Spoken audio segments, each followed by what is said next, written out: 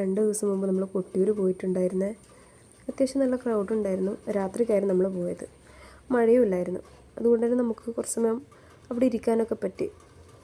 പോയ പാടം തന്നെ ഒന്ന് പ്രാർത്ഥിച്ച് അവിടെ ഒരു സ്ഥലത്ത് പോയിരിക്കാൻ പറ്റി. ഇതിൻ്റെ മെയിൻ റീസൺ എന്ന് വെച്ചാൽ ശിവേലി കാണാൻ വേണ്ടിയിട്ടായിരുന്നു. അങ്ങനെ ശിവേലിക്ക് വേണ്ടി വെയിറ്റ് ചെയ്ത് അതിന് പ്രത്യേകിച്ച് ടൈമില്ല എന്നവർ പറഞ്ഞു. അപ്പം ടൈമൊന്നും ഇല്ലാത്തതുകൊണ്ട് തന്നെ നമ്മളൊരു 1.5 മണിക്കൂറോളം വെയിറ്റ് ചെയ്ത്. ലാസ്റ്റ് ജാനിക്ക് ദേഷ്യം വരാൻ തുടങ്ങി. അവളപ്പം വെള്ളത്തിലിറങ്ങി കളിക്കണം എന്ന് പറഞ്ഞ് കരഞ്ഞപ്പോൾ ജസ്റ്റ് ഒന്ന് വെള്ളത്തിലേക്ക് കൂടി നടത്തിപ്പിച്ചിട്ട് തിരിച്ച് മുകളിലോട്ട് കയറ്റിക്കൊണ്ട് വന്നു. അതുവരെ അവൾ അടങ്ങിയിരിക്കുന്നേ ഉണ്ടായിരുന്നില്ല.